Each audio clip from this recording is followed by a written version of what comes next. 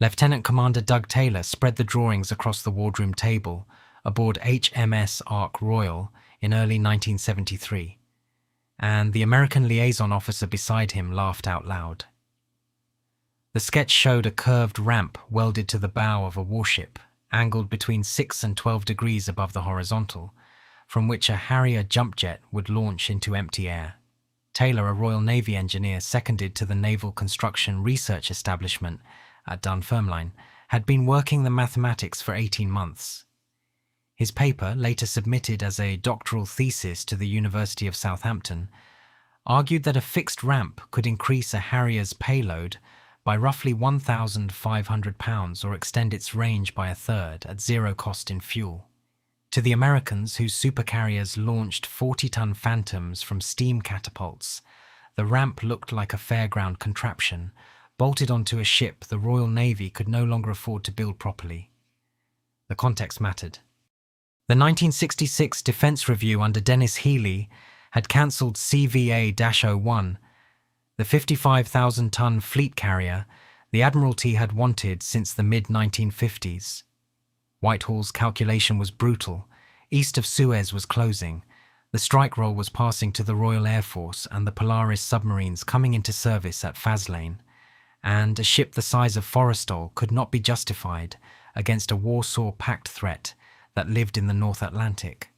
What the Navy was permitted instead, after 5 years of interdepartmental warfare, was a class of through-deck cruisers. The phrase was invented by Ministry of Defence officials specifically to disguise the fact that they were aircraft carriers, because the Cabinet had ruled that Britain would build no more aircraft carriers. The lead ship ordered in 1973 was HMS Invincible. Displacement around 20,000 tons. Straight flight deck. No catapults, no arrestor wires. Nothing at all like an American carrier. Taylor's ramp arrived at exactly the moment the design was hardening.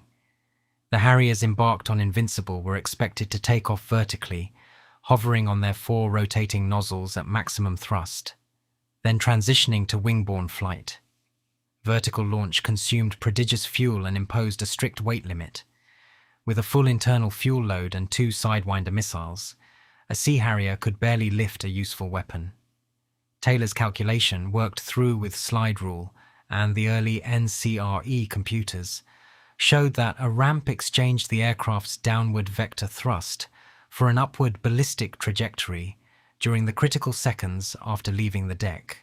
The Harrier would climb while it accelerated rather than sinking towards the sea and clawing back altitude. The pilot's workload dropped. The safety margin rose, and the aircraft could carry 2,000 pounds more of anything one cared to hang on it. Admiral Sir Michael Pollock, then First Sea Lord, ordered the calculations rechecked. They were rechecked at Bedford by the Royal Aircraft Establishment. They were rechecked again by British Aerospace at Kingston upon Thames, where the Harrier was built. Every recheck confirmed the numbers within a few percent. In September 1976, the Ministry of Defence authorised a full-scale trial at RAE Bedford. A metal ramp, adjustable in angle, positioned at the end of a runway, over which a test Harrier flown by John Farley would launch at varying pitch settings and weights. The Americans dispatched observers from the Naval Air Systems Command. Their private assessment, later relayed to the British Naval Attaché in Washington, was that the British were about to embarrass themselves in front of an international audience. Farley took off from the 12-degree setting on August 5, 1977, and climbed away carrying more fuel than any Harrier had ever lifted from a standing start. The trials at Bedford ran for 3 years. Farley and his colleagues launched from ramps set at 7, 9, 10.5, 12, 15, and eventually 20 degrees. Each launch was filmed, instrumented, and reduced to graphs plotted against payload, wind over deck, and outside air temperature. The results were consistent enough to bore the engineers. A Harrier leaving a 12-degree ramp at 90 knots could carry the same load as one leaving a flat deck at 140 knots, a saving equivalent to nearly half the ship's steaming speed. For a carrier of Invincible's size, unable to make the 30-plus knots of an American fleet unit, this was decisive. The ramp did not merely improve the aircraft, it made the ship viable. The Ministry of Defense procurement bureaucracy moved with unaccustomed speed. In 1978, the design of Invincible, still fitting out at Vickers on the Tyne, was modified to include a 7-degree ramp at the forward end of the flight deck. Her sisters Illustrious and Ark Royal, the 5th Royal Navy ship of that name, and a very different creature from Taylor's original, would receive 12-degree ramps as they came off the slips. The older Hermes, a conventional carrier converted for the anti-submarine role and commando lift, was fitted with a 12-degree ramp during her 1980-81 refit at Portsmouth. The word ski jump entered the naval lexicon around this time, apparently coined by a dockyard fitter at Barrow-in-Furness, and picked up first by Navy News and then by the broadsheets. The Americans preferred bow ramp and continued to regard the whole enterprise with amused skepticism. Rear Admiral J.D. Ramage of the U.S. Navy, quoted in the Naval Institute Proceedings in 1979, described the concept as an interesting solution to a problem we do not have and hope never to have. The problem, as Ramage saw it, was a navy that could no longer afford proper carriers. The solution was a jump jet launched from a bent piece of steel. American doctrine held that naval air power meant catapults, arrestor wires, and airframes heavy enough to matter. The Grumman F-14 Tomcat, the McDonnell Douglas F/A-18 then entering service, the venerable A-6 Intruder. Vertical and short takeoff aircraft belonged to the Marines, who used them from amphibious ships to support beach landings, not to conduct fleet air defense against Soviet backfire bombers. The Royal Navy's insistence that a Sea Harrier flying from a small deck could defend a task group struck Washington as delusional. Sir Henry Leach, who became First Sea Lord in 1979, was told as much at a combined chiefs meeting in the Pentagon that spring. Leach's response was that Britain's requirement was different. The Royal Navy did not intend to project power against a peer adversary's homeland. It intended to escort convoys across the Greenland-Iceland-UK gap in a NATO war, hunt Soviet submarines with Sea King helicopters, and provide organic air defense against long-range bombers armed with anti-ship missiles. For that mission, the Naval Staff requirement had specified back in 1969, a Sea Harrier armed with 2 sidewinders and a pair of Aden cannon was sufficient. The ramp made the aircraft carry those weapons for longer, further from the ship, at higher launch weights. Nothing more was required. HMS Invincible was commissioned at Portsmouth on July 11, 1980 by the Queen, with the 7-degree ramp gleaming under fresh paint. Argentine naval officers attended as guests. 21 months later, some of the same officers would be watching Sea Harriers climb from that ramp through South Atlantic cloud towards their aircraft. The signal from Governor Rex Hunt at Government House, Stanley, reached the Foreign Office late on April 1, 1982. Argentine forces had landed on the Falkland Islands overnight. Resistance by the Royal Marines detachment of NP 8901 had been ordered to cease shortly after breakfast. In the Ministry of Defence main building at Whitehall, Sir Henry Leach, still First Sea Lord, walked upstairs to the office of the Prime Minister to give his assessment. Margaret Thatcher, according to her own memoir and Leach's later testimony, asked him whether a task force could be assembled and dispatched. Leach said it could. She asked how quickly. He said it could sail within a week. She asked whether it could retake the islands. He said yes, and added that if Britain did not act, in a few months we shall be living in a different country whose word counts for little. The decision was taken that evening. The core of the task force would be Hermes and Invincible, 20 Sea Harriers between them, sailing from Portsmouth on April 5th. The Chief of the Defence Staff, Admiral Sir Terence Lewin, spent the next 3 days constructing the operational architecture.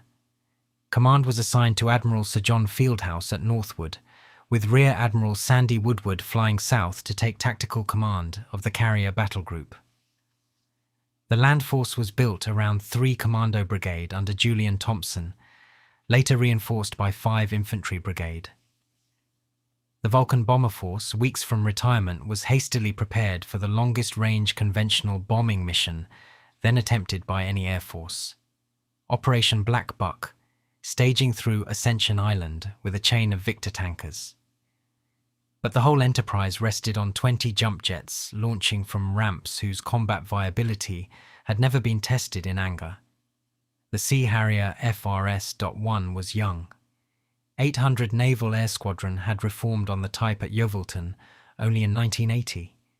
801 followed in 1981. The pilots numbered 30 or so, the aircraft 28 in Royal Navy service. Against them, the Argentine Air Force fielded around 120 combat aircraft, including Mirage 3s, Dagger fighter bombers, Skyhawks, and Super Étendard strike aircraft, equipped with the Exocet AM-39, a French-built sea-skimming missile of which Argentina had acquired 5 before the embargo bit. The mathematical prospect was ugly. Even after Ascension, once the task force moved south of the tropic, the Sea Harriers would be operating at the limit of tanker support, without airborne early warning, against an enemy fighting from land bases 400 miles closer to the fight than the carriers. The ramps mattered here in a way no peacetime trial could quite capture. Sea state in the South Atlantic during the austral autumn ran routinely to force 6 or above. Carriers pitched through arcs of 6 or 8 degrees, occasionally more. A conventional carrier launching at the wrong moment risked pitching the aircraft into the sea. The ramp geometry gave the Harrier an upward vector regardless of where the bow happened to be in its cycle. At weights that had been calculated as safe on Bedford's stable runway, the aircraft could still get airborne from a ship rolling through weather that would have grounded conventional operations. Combat air patrols were maintained day after day from May 1st onwards in conditions the Americans watching from Diego Garcia and Norfolk described in their signals as remarkable. Woodward's diary noted more prosaically that the ramps were the only thing keeping the campaign possible. Flight Lieutenant Paul Barton of 801 NAS, flying from Invincible, shot down a Mirage 3 over Pebble Island on May 1st, 1982. The first Sea Harrier air-to-air kill and the first British air-to-air kill since the Korean War. His wingman, Lieutenant Steve Thomas, damaged a second Mirage which was later destroyed by Argentine anti-aircraft fire, attempting to land at Stanley. Barton's launch that afternoon had been from a ramp against a pitching deck, carrying 2 Sidewinder AIM-9L missiles. The newer American all-aspect variant which the United States had agreed to supply to Britain during the crisis over Caspar Weinberger's private objections. The engagement lasted less than 90 seconds. Barton fired a single Sidewinder at 4 miles. The Mirage disintegrated. Over the next 6 weeks, the Sea Harriers flew 1,435 sorties from the 2 carriers and lost none in air-to-air combat. 2 were lost to ground fire, 4 to accidents and weather. The confirmed air-to-air kill tally was 21 Argentine aircraft. Probable kills raised the figure to 23. Every one of those sorties had begun with a ramp launch. The mathematics Doug Taylor had first sketched at Dunfermline had translated into an average payload increase across the campaign of roughly 30% over what vertical launch would have permitted. Additional fuel that let a combat air patrol stay on station for an extra 20 minutes. Additional weapons load that let an aircraft carry a Sidewinder on each wing and still return with a reserve. The margin was the war. The Americans watched and reassessed. Admiral Thomas Hayward, the U.S. Chief of Naval Operations, requested a full briefing from the Royal Navy in July 1982, before the last British troops had returned home. A team from the Naval Sea Systems Command travelled to Bedford to observe the trials rigs Taylor's successors were still operating. The U.S. Marine Corps, which had operated AV-8A Harriers from Iwo Jima-class amphibious assault ships since 1971 using flat decks, ordered a study of ramp modifications. The successor AV-8B Harrier II, then entering production at McDonnell Douglas, was tested from a 12-degree ramp at Naval Air Station Patuxent River in 1984. Spain, building a carrier at Bazan in Ferrol to a Gibbs and Cox design, adopted a 12-degree British ramp for the Príncipe de Asturias, commissioned 1988. Italy fitted a 6.5-degree ramp to Giuseppe Garibaldi. India retrofitted Vikrant and Virat. The latter, formerly HMS Hermes, sold on after the Falklands with her ramp intact. The Soviets, more revealingly still, changed course. The Kiev-class hybrid carrier cruisers of the Northern and Pacific fleets had been designed around vertical launch Yak-38 forgers with flat decks. The follow-on ship Tbilisi, laid down at Nikolaev in 1983 and later renamed Admiral Kuznetsov, was fitted with a 14-degree ramp, an angle steeper even than the British 12, from which conventional Su-27 and MiG-29 aircraft would launch. GCHQ Cheltenham identified the design change through satellite imagery analysis in 1984, and the JIC assessment noted that Moscow had in effect conceded the British argument, a concept the US Navy had dismissed as a workaround for imperial decline was being copied by every naval power that could not afford or did not need a Nimitz. Doug Taylor received the OBE in the 1990 New Year Honours, cited for services to naval aviation. By then he was retired from the Ministry of Defence and living in Somerset. The citation did not specify the ramp. The Defence Council still preferred understatement in these matters. Farley, who had made the first ramp launch at Bedford in 1977, had left British Aerospace and was consulting on the Indian Sea Harrier program. The 3 Invincible-class carriers were the operational core of the Royal Navy's East Atlantic contribution to NATO's Supreme Allied Commander Atlantic, tasked under CYNCEASTLANT with hunting Soviet submarines in the GI-UK gap, and providing air cover for the reinforcement convoys that would bring American divisions to Europe in a general war. The doctrinal implications had settled by the mid-1980s. The Maritime Tactical Publication Series issued from Northwood defined the standard anti-submarine warfare group around a Invincible-class carrier, a Type 42 destroyer for area air defence, 2 Type 22 frigates for close-in defence and towed array submarine detection, and a fleet auxiliary tanker. The Sea Harriers, operating in pairs from the ramp, provided combat air patrol against Soviet Tu-95 Bear D reconnaissance aircraft and Tu-22M backfire bombers armed with the AS-4 Kitchen missile. Our AF Nimrod MR-2 maritime patrol aircraft from Kinloss and St. Morgan extended the surveillance envelope.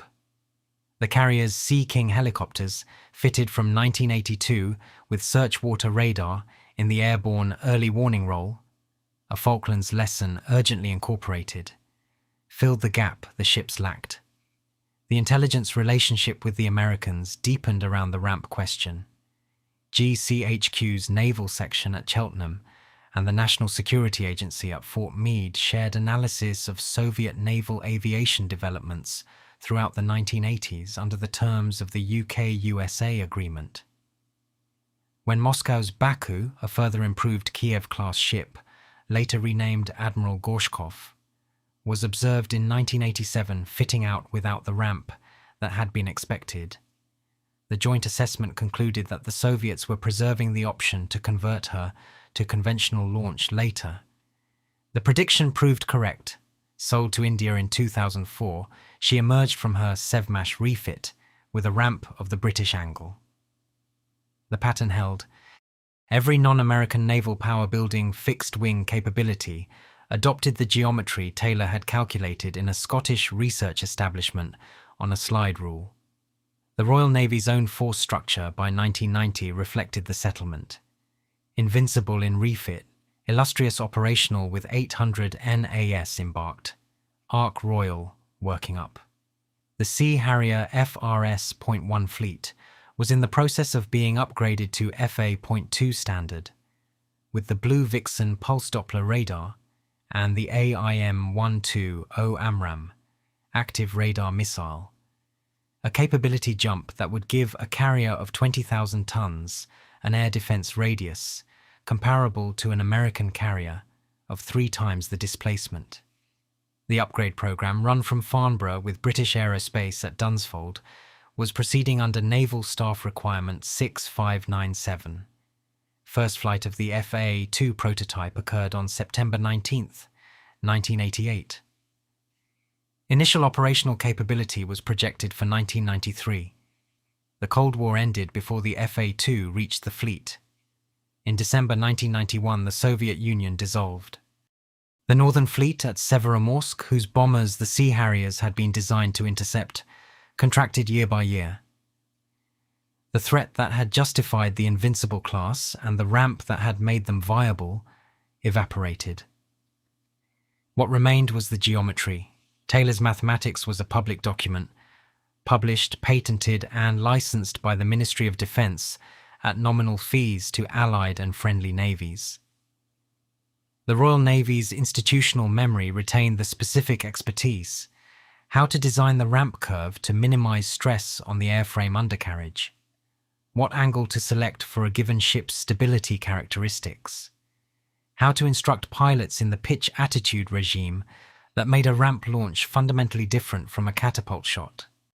This expertise was concentrated at three institutions: the Naval Construction Research Establishment, absorbed into the Defence Research Agency in 1991, the Royal Aircraft Establishment at Bedford, renamed the Defence Evaluation and Research Agency, and the Fleet Air Arm Training School at Yeovilton.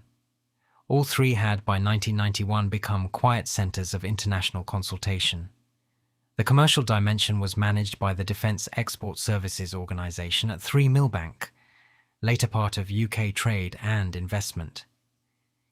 Between 1982 and 1991, DESO facilitated ramp-related exports to Spain, India, Italy, Thailand for the Chakri Narrabet, ordered 1992, and a series of study contracts with prospective operators including Australia and Brazil. The revenue was modest by defence export standards, measured in tens of millions rather than the hundreds attached to Tornado sales to Saudi Arabia under Al-Yamama. But it kept the naval architects at Bath and the aeronautical engineers at Bedford in continuous work through a decade when the defence budget was under sustained treasury pressure. The Whitehall politics of the ramp had its own arc worth briefly recording. The naval staff had wanted proper carriers throughout the 1960s and 70s. The Treasury and successive defence secretaries, Healy, Lord Carrington, Roy Mason, Fred Mulley, Francis Pym, John Nott, had refused them. The ramp made the small carriers useful, which meant that the argument for the large carriers was harder to make. Some naval officers, off the record, regarded Taylor's invention with mixed feelings for precisely this reason. It had rescued the fleet air arm from extinction, but it had also foreclosed the possibility of restoring the fleet to its pre-1966 shape. John Nott's 1981 Defence Review, which proposed to sell Invincible to Australia and reduce the carrier force to 2 ships, would have gone through had Argentina not invaded the Falklands the following April. The ramp did not prevent Nott's review, it made the counterattack possible when the review was reversed. Sir Michael Quinlan, who was permanent Under-Secretary at the Ministry of Defence from 1988, wrote in his later memoir, Thinking About Nuclear Weapons, that the ramp represented the kind of low-cost, high-return innovation that British defence procurement in this period produced rarely enough to be worth remembering. Quinlan's point was oblique. Most of what the MOD bought in the 1970s and 80s came in over budget and behind schedule. The Nimrod AEW-3 was cancelled in 1986 after £1 billion of expenditure and no operational aircraft. The SA-80 rifle entered service riddled with faults. The Cheveline upgrade to Polaris was concealed from Parliament and cost roughly £1 billion in the same period. The ramp cost in research and development perhaps £2 million at 1980 prices.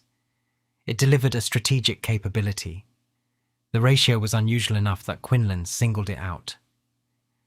The Falklands veterans wrote their memoirs. Sharkey Ward, who commanded 801 NAS on Invincible and had shot down 3 Argentine aircraft himself, published Sea Harrier over the Falklands in 1992. His account gave particular credit to the ramp for enabling the combat air patrol tempo that dominated the air battle. Woodward's 100 Days, published the same year, was more measured but reached the same conclusion. Julian Thompson's No Picnic, from the land force perspective, noted that without air superiority, the amphibious landings at San Carlos on May 21, 1982 could not have been sustained. The chain of argument ran back through every account.